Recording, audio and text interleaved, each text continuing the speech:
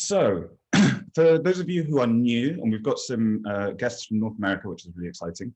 So, the Speakers Collective is an organization that was set up just over 2.5 years ago now, which is a collective of campaigners, consultants in mental health and social issues.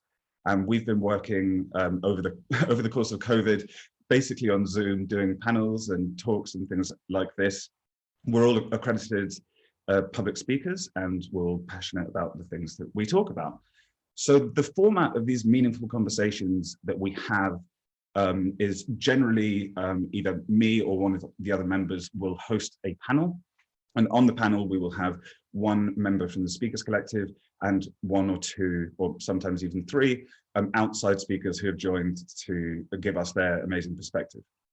So this month, June, is Pride Month, as I'm sure all of you are aware. Depending on where you are in the world, we have missed out on 2 proper prides over the course of COVID, although London is now looking to get one in September, so that's quite exciting. But this is a really important thing for me. It's a really important thing for most of my friends in the LGBT community, and we will be discussing it. Today, what I wanted to concentrate on was the issue of representation of the LGBT community in leadership, whether that's in corporate or sort of outside of the workplace, and I think we'll cover all of it. What I'm going to do, because my speakers know themselves much better than I know them, so I'm going to ask them to introduce themselves. But just very, very quickly, our lovely member from the Speakers Collective, who I keep inviting because she's just awesome every time. We've got Sanisha from the Speakers Collective, and then we also have Darais, who's joining us from Oklahoma, and Jay Wood, who is joining us from Ottawa, Canada. So that's all I'm going to say about you guys, because you guys know, but can we start with Jay, if you'd like to introduce yourself and explain what's going on. Excellent. Thank you so much, Adrian, for having me. And thank you to the Speakers Collective. I'm honored to be here. So I am absolutely a proud queer Anishinaabe woman, and I have been living in unceded Algonquin territory for most of my life. I have a lot of experience in people teams and performance management, and I'm also a change management practitioner. So I would consider myself a queer activist, and I do a lot of intentional work in the anti-racism, diversity, equity, and inclusiveness space. That's awesome. Thank you, Jay. Don, would you like to go next? Sure. Yeah, I echo Jay there, and just want to thank Speakers Collective, everyone, for joining. So, and also thank you, Adrian. You pronounced my last name right, so kudos there. So Don Darais, I am the Senior U.S. Marketing Manager for our Continence Care business unit for a company called ConvaTec. We manufacture medical technology, medical devices across the world. So we're in every continent in the world, minus Antarctica. But so yeah, that's my day job, is what I always consider it as, and my kind of nights and weekends, and what I really enjoy and have a lot of fun doing, I'm very passionate about, is I'm the co-founder and also the Americas lead for our Pride employee resource group. So our LGBTQ plus employee resource group. And I lead that with a great partner that I have that leads up the EMEA region, or Europe region. And we've been going at this for a little over 3 years now, have seen tremendous growth.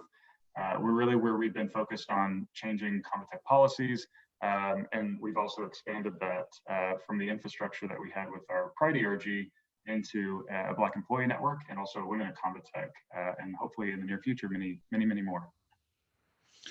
Awesome. Thank you, Don. And I'll be honest, when I first met you, I saw your surname and I just thought, I really hope he introduces himself, because otherwise I'm going to get that wrong. But I listened. And yeah, last but absolutely not least, our lovely Speakers Collective member, Sanisha, would you like to introduce yourself? Hi everyone, my name's Sanisha, and I'm I'm a member of the Speakers Collective, and I'm the Inclusion and Equity Manager at Impact Culture, an organization where we support workplaces and communities to look at inclusion from a holistic approach. So looking at the true culture of an organization and supporting them to further equity wherever they work or live in. And this work means so much to me. I have a huge passion about it. As a Black bi woman with severe mental health problems, I live and thrive with borderline personality disorder and mixed anxiety and depressive disorder. But I love this work. It means so much. And I really, really do believe in the power of holding spaces like this to understand different identities and others' experiences as well. So I'm really looking forward to this conversation. And the Speakers Collective means so much to me due to the work they do and the voices they centre. And it's really important. So thank you for supporting and being on this call today. Awesome. Thank you so much, Sanisha. And it is so wonderful to have the three of you here. I'm really excited. I'm really annoyed that it's 1 hour because I want to be here for like 5, but we're not going to take up everyone's day, and anyone in the UK probably wants to watch the football very shortly. So we'll get through it. First of all, I just want to open up with a really open question, because I think there are a lot of people who I know who would see themselves as young, left-wing, quite woke people who actually don't get why representation in leadership specifically would be particularly important. So can we go back to Jay and, you know, let's open up why we're even having this conversation. Absolutely. Thank you, Adrian. And since you've opened this, I just want to go back and do one little last piece of housekeeping, which is, as I mentioned, I'm from Ottawa, Canada, and it's really important in Ottawa, well, in Canada in general, we start our meetings with a land acknowledgement. And as this is an incredibly intersectional space, I just wanted to begin by acknowledging first my incredible company, Thought Exchange, where I'm the director of people, dream job, and that I live, work, and play on unceded territory of the Anishinaabe Algonquins. They are the customary keepers and defenders of the Ottawa Rivershed and all its tributaries. And I honor, in coming to you today, our long history of welcoming many nations and upholding and lifting the voice and values of my people. Thank you. So why do we do this work? I'll get back to the original question. Thank you, Adrian. We do this incredible work to bring authentic people forward and to let people live as humanely as they possibly can. For me, as a director of people at Thought Exchange, that is about making people comfortable and safe at work and creating the framework where they can be their authentic selves. It's really why I get up in the morning and go to work, as I'm sure, but it's really, I think, a basic human right to be yourself and to be authentic. And ultimately, for me, that's what it comes down to. So rather than building, I often think I'm deconstructing. I think many of the things that we know and we value, we do inherently as humans, and we just have to break the things at work that have stopped us from doing it for so long. Nice. I think I tend to agree with you on that. There's a lot of deconstruction that needs to be going on. Absolutely. And yeah, just before we started recording, Don, you were talking about the ERG work that you've been doing for the last 3 years. Can you tell us a little bit about that, but also tell us, you know, while there's a lot of work like that going on within companies, what would make it more meaningful for everyone, and would representation and leadership be that thing? That's a great question, and I really like what Jay just mentioned a moment ago as well, around like deconstructing. You know, I think a lot of this, when we talk about like diversity and inclusion and equity, we talk a lot about building and like progressing, but that really there's a lot of unacknowledged deconstruction work that has to happen as well. When we talk about like unconscious biases, we talk about like training and really acknowledging, getting down to a fundamental level of like what does inclusion, diversity, but I think, you know, most importantly, like equity. And I'm happy to see, I see a lot more DE and I happening instead of just D and I, or just I, you know, I think is where we started. So I think equity is extremely important. You know, I think it was interesting, you know, ConvaTec, I'm really proud of the organization that I work for. We really started, we started the Pride ERG, and, you know, as we've expanded, we've seen this grow tremendously, where we're giving these groups a voice now to an extent where we have what we call an ERG roundtable. So the ERG leads within the different regions and the different employee resource groups, we get to meet with senior leadership to really talk around what are the things that we need to implement and work on as an organization and as a community within the organization to help better those within our community. So I'm very proud to be able to represent the LGBTQ+ community. So I think when it comes to representation, I think that's so important. And, you know, as a marketing manager, at the end of the day, we're a for-profit company. We're here to raise revenue. We're here to build the company, and there's a lot of stakeholders involved in that. One of the things that I love about ConvaTec is, again, as we put our end users and our customers first, so everything else kind of falls into place after that. So we treat our employees the same way. But I think, when it comes to the importance, covering is such an important factor of this, and covering actually loses organizations money. So when somebody comes in and they have to cover who they really are and they can't be their authentic self, that takes energy, that takes time away that they could be focusing on putting it towards initiatives for the organization to better customers, better the company. And the company loses, everybody loses in that situation. Yeah, absolutely. And I definitely want to come back to, I want to come back to that point massively. I've certainly worked in a lot of organizations where a lot of my time, and actually a lot of the sort of social aspect of working in a company, is lost if you are covering. If like I've worked in customer success teams as well as sort of sales teams in tech once, with Jay a few years ago, and certainly the not being able to be your authentic self does make you think, actually, the whole team's going for beers after work. That's not really that's not really how I want to spend my free time. And yet the next day they know more than I do. So it does sort of cut into it. But Sanisha, first of all, I want to know about why you do your work and the stuff that you're doing, and why this issue of representation is important to you. Oh, that's a very good question. I don't think I've been asked that for a long time. Why do I do this work? Being the person that I am, and how draining it can be talking about issues that potentially relate to me or people that are close to me. The reason why is probably selfish reasons. I don't want another person who is like me to experience some of the things I've experienced within workplaces or within different communities that I'm aware of. So that's one big reason for me, of no matter how draining I find this work at times, and it can be difficult when you feel like you're knocking on a door and you're being ignored or overruled, or your voice doesn't hold as much weight as it should, even though you have the expertise and knowledge, but you don't feel that your voice is amplified to where it needs to be to create that change. And the people that do have the power don't seem to want to share it or to make sure that change can happen, and they facilitate that long-lasting, impactful change. So it's difficult and it's draining, but I find, for me, I want the world to be fair. And I think before I started this work, I went to university to be a drama teacher, would you believe?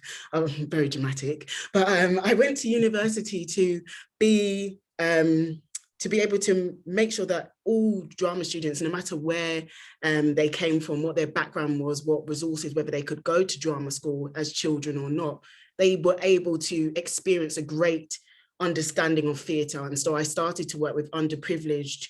And when I say underprivileged, these were children living in poverty. They had no access to theatre schools, neither did I as a child either. So I could relate to that. And I've started to feel it's just not fair that other people get a starting point within the theatre world. And I started to look at it only from that lens when I first started my career. And then I noticed, and I started to do a lot more work within myself and recognize the different areas in the many chapters of my life of where I faced exclusion and where oppression has impacted either my development or the power of what I felt my voice should have. And on doing that work and on reflecting, I really felt like there's so much more there is to be done outside of just theatre, outside of certain industries. This is a global issue. Discrimination is a global issue across all workplaces and communities, and within communities as well. And so the more I looked, and I think with this EDI work, equality, diversity, inclusion, and equity work, we have to be looking. You have to be wanting to highlight the cracks and fill them with positivity, fill them with hope, and fill them with accountability as well. Organizations need to be held accountable. Communities need to be held accountable to recognize that a lot of people have been left behind, or voices aren't centered as much as they should be. And so this work is my passion, it's my drive, it relates so much to who I am as an individual. And I also see so much power in doing it as well. So hopefully that answered your question, but I've not actually been asked that for a long time. Why do I do this work? And I do this work for change. And it sounds so optimistic when I say that, but I really do believe that if more people invested in EDI as individuals, as well as whether it's within their careers, because I think it should overlook all areas of an organization and not just HR. So yeah, it's really important for me to make this conversation the loudest one. I think you did a wonderful job. Sorry, Adrian, I was going to say, I think you did a wonderful job, Sanisha. Really, I think you just captured intersectionality so well in that response. But whenever you talked about like filling the cracks or really exposing them, but then filling them with positivity, I think that takes some finessing, really, like, doesn't it? Like, it really takes, like, because you have to approach it in a way that's like, you want to acknowledge it, but you also want people to get on to, when you say change, like, you're absolutely right. You want to acknowledge them in a way, and then put that positivity in a way that, you know, not only acknowledges it, but also like entices people, like, what's in it for me to change and help, you know, change that. And that can, unfortunately, it can be tough. But yeah. No, I mean, yeah, I couldn't agree more. Yeah, and you definitely, oh, sorry, go on, Jay. Oh, no, go ahead. I'll catch up. I'll tell you in a I'll bring moment. you in afterwards. But you definitely want to validate each individual's experience as well. You don't want to silence any voice by looking at something and only seeing it from your lens or seeing it from what you've witnessed. And that's why within this work, I've learned so much from other people. So yes, I have the expertise, but it grows daily depending on who I'm interacting with, depending on what spaces I'm in and the voices that are around me. And I can't be in an echo chamber. So it's important to look at it with positivity, but it's also important to be holding ourselves accountable and recognizing we've all, whether we've been in this space within EDI and or furthering equality for years, we all have learning and growth to do because we don't know everything. So Dawn, one of the things that you mentioned, and Sanisha, this ties in with your intersectionality as well, is you mentioned that you treat your employees as if they're customers. So you treat them with extraordinary respect. And what I'm thinking is that we actually treat our customers like our employees. So we can't authentically go to our customers until we truly are diverse and equitable and inclusive, because then we are simply giving lip service and pink washing what we say and who we are. So we begin with our employees first, and we build a diverse group of people who can make diverse technology in a diverse way. And then we go out and find our customers, because they will call you on that. They know. And so we treat our employees the way we treat our customers the way we treat our employees. And I think that's how we get started. And I think that that's the origin of it for us. And so that brings to us the intersectionality of who do we want to sell to, and how can our DEI be really good business for us. And it's good business for us because we want to be good people, and we are working and making money, and we want to do that in an ethical way. But it is also about making money. And the more diversity and the more investment we do into this space, the more policy I put in, the safer it becomes. My talent just tops out. I get the best people because they're not just coming to work, they're coming to work with passion and truth. And I think that is really at the essence of bringing that to work for me. And you attract the people that, you know, you attract the people that the company's values are similar to what a personal individual's values are as well. And when you have that, Jay, to your point, I mean, they then feel passionate about what they do every day, and they come to work, can be their authentic self, and really get behind the products, the service, everything. And I think kind of tying this into a little bit around what we're, you know, really what we're here to talk around LGBTQ plus representation, you know, within the workplace. That authenticity, Adrian, you know, you mentioned a moment ago around, you know, that water cooler conversation and everything is super important, and it really can be. And working from home over the past like year and a half, like you miss out so much of that. But that type of discussion is so important.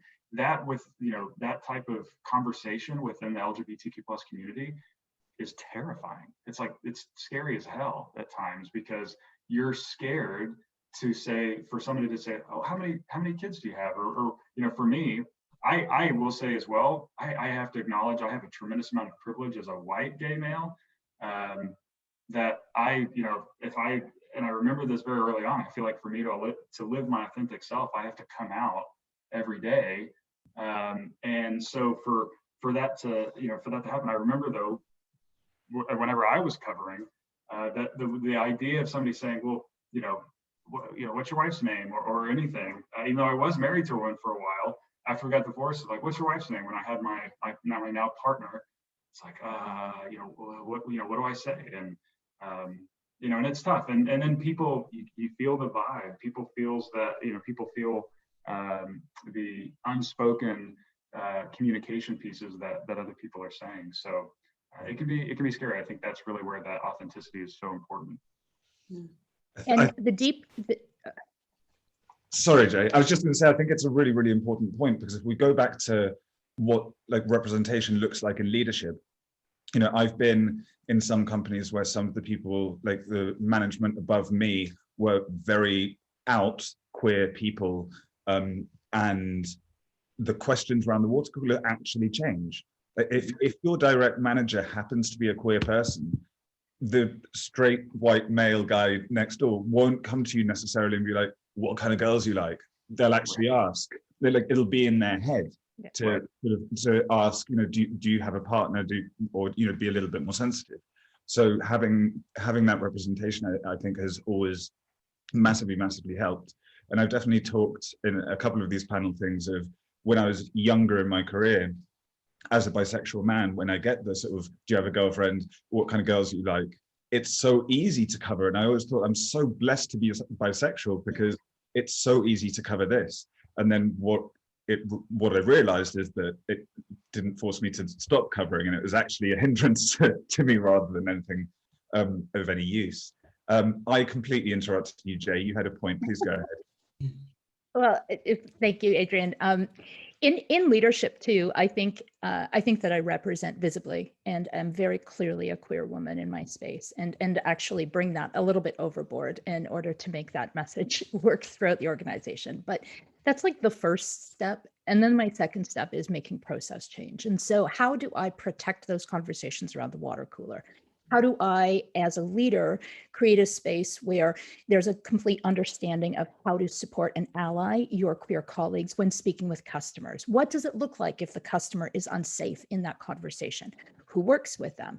How do I make sure that all messaging is not by default heteronormative? And how do I build those spaces so that people become, by default, not having to come out every day, because that's exhausting. And I would rather people focus on other things like creating cool technology. And so that's where I keep coming back to this idea that the visibility is fantastic, but it's deep process change. And that is what creates the framework. It's putting it in writing. It's introducing it in orientation. It's having it be the thing you bring to new recruits. And so what I have built into every single job description at Thought Exchange is a negotiation of participating in anti-racism and the DEI work. So it's actually considered a core competency here. And if you cannot agree to that as a competency and a responsibility, then you won't work with us. Yeah. And so I think it has to be foundational at that level. Agreed. I think that's phenomenal to have that. To your point. I mean, clearly, again, kind of back to what we were talking about a moment ago. Companies want to attract the people that are going to represent the company well, and that are going to have aligned values and so on. And I think when it comes to company culture, I mean, we hear it all the time, and it is really true. I mean, especially here in the U.S. I mean, it's work culture, we hear a lot that work-life balance. I've transitioned that into more of like a work-life integration is the term I think I probably use a little bit more, but it's important. It's not the days of like 9 to 5 or 8 to 5 and so on. It's just, especially working from home now. I mean, work is so much more accessible And to have that representation, and I think transitioning that working from home into cultivating that inclusive environment, whether it be allies showing representation, having just a little representation, whether it be like your email signature, whether it be, a background behind you in the office, and so on, that really does open the door, I think. It's what you were saying, Jay, as well, around like, this is the culture where it sets a precedent. And I think it also lets other people know what is and is not acceptable within an organizational culture. Yeah, and I really applaud what Thought Exchange is doing by just saying like this is our standard, and you either meet it or don't. And I hope more organizations will continue to be that bold in their commitment to inclusion and their allyship, because it has to be proactive and it has to be impactful, and it cannot just be a sign to say we're underrepresented here, please join us, and then you join a toxic working culture that doesn't help you to thrive. And I think that's the important thing. Yes, we want people to feel like they can be themselves at work, but we also want them to not be worrying about whether their identities are going to be accepted or respected. And for me, being hyper visible as a Black woman, or feeling hyper visible in workplace spaces, and particularly when you reach a certain position, you will only see white faces in a room. And that's fine, because you're used to navigating that, and you're used to code switching, or feeling like, how do I edit myself to come across as professional as possible? Again, this is work I'm unpicking as an individual, and it's continuous work, because when I was growing up, I really was, how do I look the most professional? How do I be the most professional? I was editing my voice, I was editing my tone, I was using a lighter tone to not be seen as intimidating. And I would straighten my hair, and I had to go through a whole process to uncover, why am I faking who I am when I need to be the proudest of my identity just physically? And then being bi, you feel invisible, but even particularly within the LGBT plus community, you feel you have to come out depending on who your partner is, and then you're seen as untrustworthy or naturally unfaithful, because it's like, how come you're changing all the time? When are you going to choose your side? And I think it's so important. That's why I describe myself as a Black bisexual woman with severe mental health problems. I've thrown my identities at your face for you to deal with, and to unpick your biases, or think, why is she telling me? I don't need to know that. You need to know that, because when I was a junior member of staff, I didn't have anybody who I could see as a visible role model, who was like me, who was successful, who was pushing the glass ceiling and reaching above it, and also helping others get up as well. And I think that's really important, is not to just think, well, I've made it now, so that's it. We need to be really thinking about the people within our community as well, and making sure we can bring them on this journey. So how do we share that best practice of inclusion that Jay's just shared there? How do we amplify that message? How do we educate others? There's something so... Oh, sorry. There's something so... Go, Jay, sorry. I think that there's something so critical in code switching, right? So in code switching, you are representing yourself through the lens of whoever you're trying so hard to fit into. And so I think, it's one step to be visible. And we see lots of companies where they have chosen someone queer to be in leadership, but the code switching has happened. And so your queerness is eradicated by the presence of the people that you're with, and you're fitting in and you're assimilating. Not, of course, intentionally, but as a survival technique. And so how do you create spaces where you're not asking people to code switch? And, even when it comes to dress code, the politics of hair, is that represented? And it just sort of echoes from there. But one of the things that Dawn said that I thought was brilliant was that, has work from home changed us?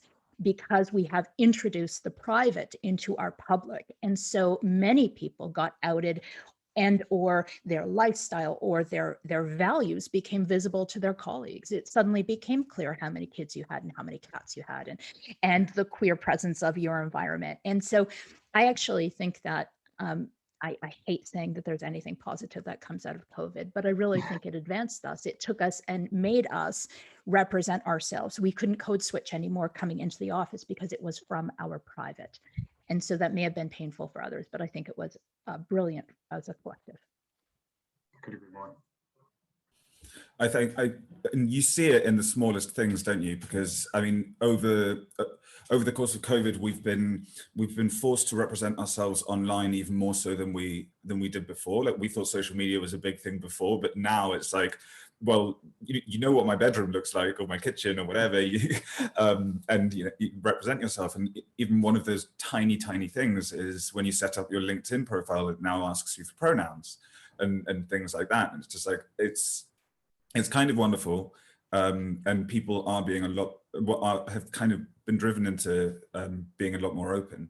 But I wonder, if you don't have the visibility of the office and the visibility of whatever representation your office happens to provide, and you're sitting at home, do you not think that would cause a huge amount of anxiety for some? Of just like, I have to be open because suddenly my online presence is my life, but should my colleagues know? Like, anyone, what do you think about that? I mean, so, quick kind of a little bit of back. So, I was, met my ex-wife in high school. We were high school sweethearts. It was super easy to hide behind a heterosexual relationship. And my, family, just a lot of comments. I always mention a story sometimes to people about a conversation I had with a family member, and let's just say the F word was dropped, and I remember making that decision right then and there, like, I'm never coming out, especially living in a suburb of a city in Oklahoma, United States. So I think we go through that, got married, it's super easy to hide behind that. I remember though, as we separated, and I had this kind of fork in life of what do I do now? I'm tired of living this lie, but this is so deep that, like, I could continue down this lie path and not do anything with it. This isn't entirely, Adrian, to your question around virtual, but I'm going to translate it a little bit into that. Or I can kind of rip all these layers off and finally say, no, you know what? This is how I'm gonna live my authentic self. For Adrian, you probably know me a little bit better by now, but I tend to be kind of a Band-Aid ripper. So it's like, if I make a decision that, like, the decision's made, I'm going for it. So I remember, like, that's what I did, and I went through that, and that's easier, that everybody's an individual, so that can be that process is different for everyone. And unfortunately, there's many people that don't get to that position, whether it be the family, the environment, safety is a huge thing too. So, but I remember, kind of translating that into a virtual space. Like, I couldn't imagine going through that same situation, which, I mean, let's be real, divorce rates, separation rates skyrocketed as COVID happened. And I'm sure that a lot of people within the LGBTQ plus community had that question that they had to ask as well. What do I do now? Where do I go from here? What do I live my authentic life or not?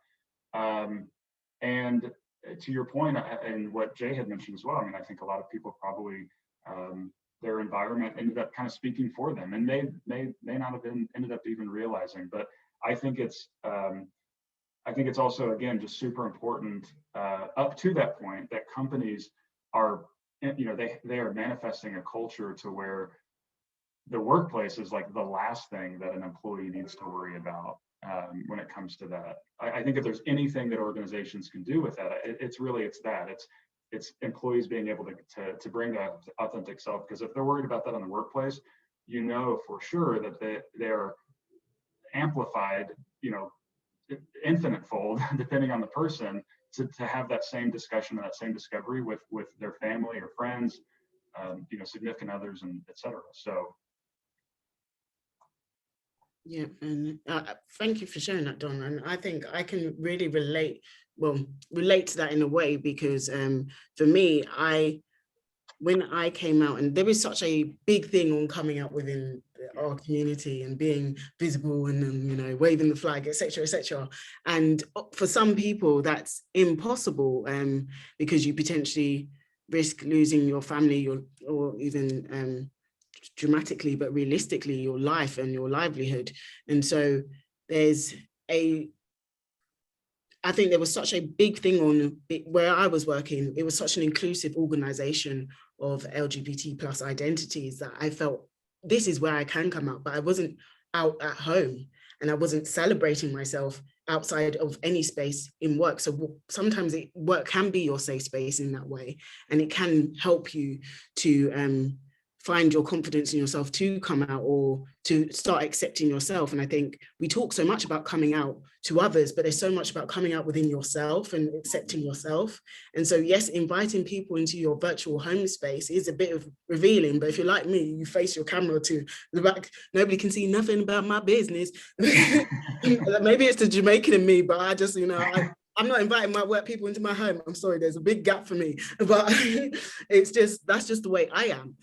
But I feel that everyone's different, and I think everyone should be able to share as much of themselves as they want. But the biggest thing for me is being able to, for themselves, to have that self coming out, that self-love, that, because I had so much internalized homophobia reflected on myself because of what I'd experienced growing up. And so, yes, it's important for organizations. And I think within this time of virtual living and lives, we must be encouraging people to share as well, but just not to the point where somebody feels forced to pretend or to hyper raise their visibility in a way that isn't authentic and isn't real. I would rather that person just work on their individual self and that they feel that they're able to be as productive as they can be. So I see the benefit of it, but I also see a potential risk of leaving others behind as well who aren't able to have all the flags at home or feel that they can be as visible as they would like to be.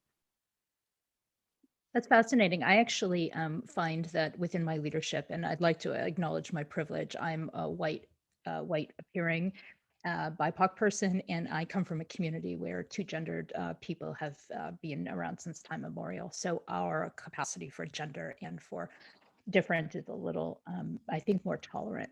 But I actually do feel that I need to overrepresent queerness in leadership. And I feel, coming from a tech space where most of my career I have been the only woman in the room and have been spoken over and not listened to, that I really have to overrepresent and really come out. And I wonder sometimes that does seem not quite as authentic as it should, but I feel like the volume that I need to speak from really has to resonate both up to my executives and down to even people that I'm trying to recruit. So it's something I try hard to do. Yeah, and I think that's so great, Jay, because I think it's like I said, it's an individual choice we all make, and we make when we reach a position where we think, I've got enough power now, or I know I can utilize the power I've got to amplify the voices of marginalized people within my community or outside of it in a way that's authentic and it's supportive. My thing is just reflecting on, for the people that aren't, I don't want anyone to be left behind from these conversations and feel like I'm not ready to do all that yet, or am I not good enough? And for me, I've struggled not feeling like a good enough member of the queer community because I'm invisible most of the time within it. And so I'm just throwing that element in there for anyone on the call who's thinking, I'm going to make sure everyone at work has their flags out on virtual and, creates a virtual background, and just thinking about the potential ramifications for an individual, and that not because of their own beliefs, but potentially of what they're around or what they're living in as well. I think, from an experience that I had actually really not that long ago. So we did our first ever Pride Month celebration within the organization last June. Even though we've been a Pride ERG, we've really been developing and kind of finding our way and finding our footing and so on. So last year was really the first year we got to go all out, and Adrian and Joe at Speakers Collective, shout out to them because they stole the show. They did a wonderful job helping us with our discussions and our panels. But one of the things that, and working with kind of like my corporate communications team was we developed, just like every other, company you see in the month of June, a rainbow logo. And this one though, because I kind of had the same mentality, just to be super, transparent here. I had the same mentality of like, every time I'd like scroll through LinkedIn or I'd scroll through Facebook and I'm like, June 1st, and it's, you see like whatever logo in rainbow, I'm like, okay, cool. Just keep it. It didn't really faze me. Like I for a moment thought that's cool, but then, kind of and I'm not really a pessimistic person, but kind of the pessimism was like, okay, well, what have you done that's also been anti-LGBTQ plus? That whether it be like a byproduct or something of a, whatever. So, but the thing that really stood out to me that I loved about what we did was it was different, and it was different because it was driven by our employee resource group, and everything we've been doing has been driven by our employee resource group. So I have a totally different perspective now on some organizations that I know. It's the individuals of that, of the organization within that specific community that are really driving that change. And one of the things, getting to my long-winded point, one of the things though that we did that I didn't think was really going to make an impact was we created an email, like a little email signature that just had that ConvaTec rainbow logo on it that people could put in their email signature. That wasn't required. It was just, hey, if here's a resource. And I was just so pleasantly surprised and just really humbled the fact of like how many people to this day, not because of 2021 Pride Month, but from 2020 Pride Month, has kept that in their email.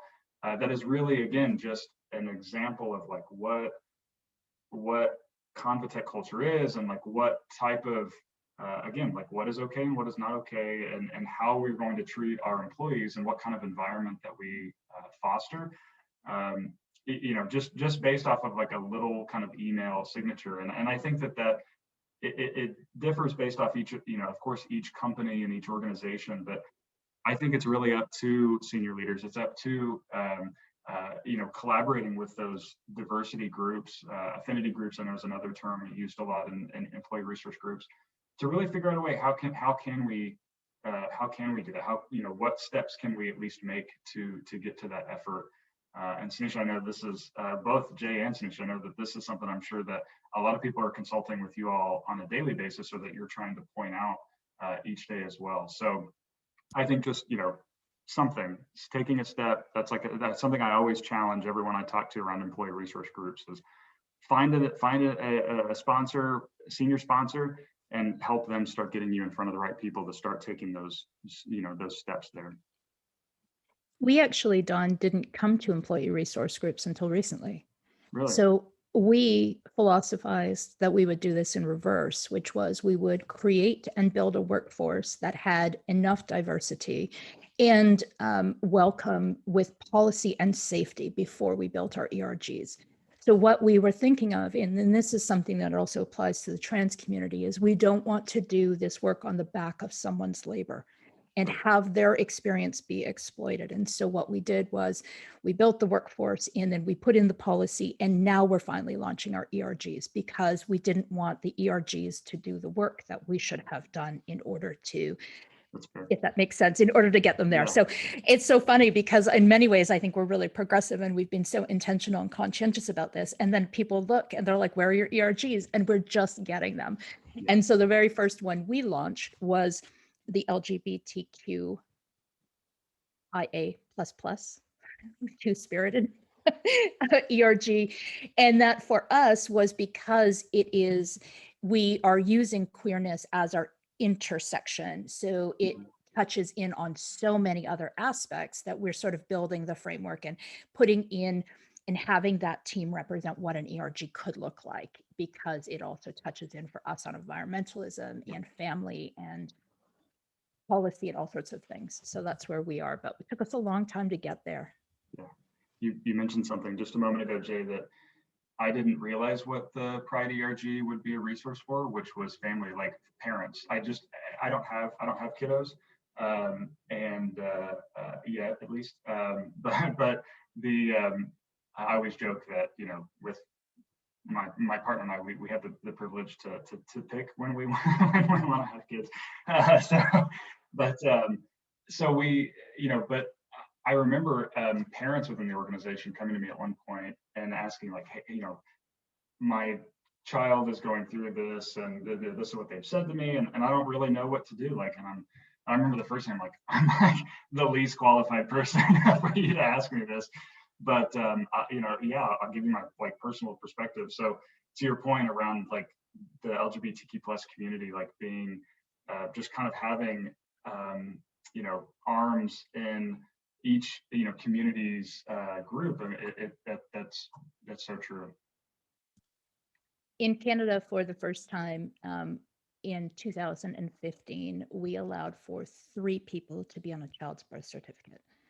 So now my questions are in leadership and as a director of people are really in how do I deconstruct concepts around nuclear family? And how do I create a safe space for my employees to have, you know, alternative families and poly relationships? And how am I going to handle benefits and handle the normalization of the newly constructed network of people? You know, families are so diverse now. And so what and how do we do that? And so I think that's going to be the next big leadership challenge coming up. And I bring that into queer space, although it doesn't have to be queer in it, but it just seems to fit nicely into that space at the moment.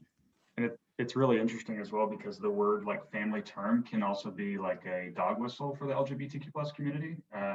You know, because when you hear, I know here in the area of the country that I'm in, when, you know, you hear the term traditional family and, you know, family values, and really what that means is unacceptance and yeah, unacceptance of anything but a heterosexual relationship. So I think deconstructing that and what you're doing there, I think is a wonderful work. Yep, agreed. I just wanted to say that as well. I just wanted to say agreed. I think it's really important, the work that you're doing, and to look at, yeah, like I said, to look at inclusion from a holistic approach, all different policies, all different areas, and not just face value of bullying and harassment or the EDI policy, but it's everything, it's every area, because it's all areas of our lives. And depending on our identities, it's potentially multiple oppressions within that as well. And so how do policies speak into practice for everyone? So well, I look forward to emails from you telling me how to do it. I have the idea, but I don't actually know how at the moment. So yeah, well, we can have further conversations, but it's really about holding space and brave spaces, and it's speaking to more and more people and listening to voices who tell you this is what I would have liked and this is what wasn't available, and being creative and bold within that decision, really. But yeah, there's many different ways. So focus groups, interviews, etc. It's really good to just listen. And I think people think, like Sanisha, you come with all this expertise and ideas, etc. It's all from just hearing people or speaking to people and understanding their perspectives, understanding my knowledge gaps, which there is a lot, even as an EDI expert. There's a lot, and there's a lot I need to continue to learn, and a lot more I need to build my awareness and understanding of, because times are changing all the time. Who we were 20 years ago is not who we will be in 20 years now. And yeah, it's important for me to keep reflecting on all of us to keep doing this work and learning. And within the space, as we just sort of thinking back on ERGs, I think that that's also how is so important, because this work is so enormous in its breadth and depth that you can't bring in an anti-racism DEI specialist and just have them have an expectation they can do the work. It's so gargantuan that you actually need groups of people to just do the workload alone. Keeping up with it is, in its intersection, is just too much.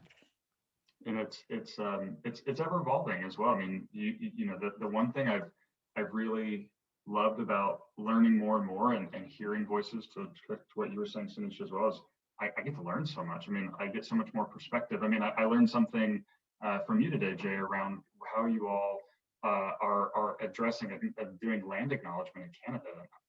I love that. I think that's it's so important. You know, that's definitely a big part. You know, Native American history is such a big part of not only my state, but of course the United States as well. So yeah, it's an evolving, you know, for us, job secure opportunity, I think, as well. So we're talking about career. So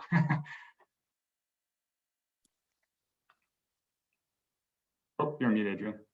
Yep, that was clever. I've spent a year and a half talking to my laptop without any... we've got we've got a question in the chat, which is a relatively long question, but it's sort of around what I'm very interested in as well, where sort of trans people being left behind by society in general, even organizations that really concentrate on homophobia, biphobia, etc. Trans people are left behind. How, like, are there ways that you have supported these people? Are there ways that you would advise supporting people in the trans community? I can start. I mean, I think for, you know, the one thing, and especially the trans community, and it's something I think really worth acknowledging, and I challenge everybody within the LGBTQ plus community, is that, you know, what is happening right now within the trans community was what was happening to other gay people, bi people, lesbians, you know, decades ago. So to think that we can exclude a certain group within the LGBTQ plus community, to me, is, I will say, I mean, it's unacceptable. And I think it's really important that we use the progress that certain groups within the LGBTQ plus community raise and elevate the trans community.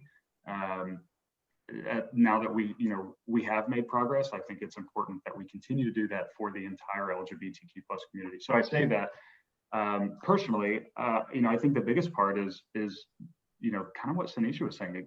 Listen, give them a voice. I mean, you know, my biggest part, and what I really think is important, is as we've gone through Pride Month, you know, this now being our second Pride Month within the organization, giving you know, our colleagues of the trans community an opportunity to weigh in. Hey, what do you think about this? Or could you provide insights, if they're comfortable? Could you provide insights on, you know, this topic? One of the things I tremendously learned about last year was the, you know, gender dysphoria, and I had no idea that you know, my friends and family and that were colleagues were, you know, they go through that. So I think really just listening, providing that platform, and giving them a voice to say, this is what we experience, this is what we go through, and this is what we need, and supporting them in those needs is important. I also think the thing that came up when Sanisha, me and you were speaking a couple of weeks back, is also, like, elevate voices for sure, give people a platform and listen, but also do your research. Don't waste people's time by asking a question that can be Googled in 2.5 seconds. And that goes for absolutely every type of different minority and intersection, not just trans people, but I know for a fact that there are certain questions that people are tired of answering, and just Google them, and then it's perfectly okay to ask an opinion on an answer that you saw on Google, but don't just, people of any shape or form are not walking dictionaries. So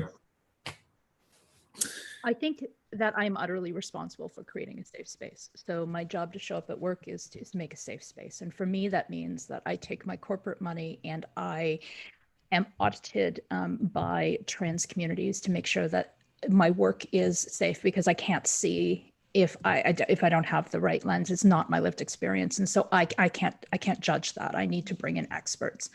From there, I need to make sure that the way that I recruit welcomes trans community members. I need to make sure that I get trans community members recruiting for me. Then what I need to do is make sure that anyone can show up in any gender and in any aesthetic to an interview, and to be respected, and to not have that be an element. So it literally starts at the beginning of the journey and goes all the way through.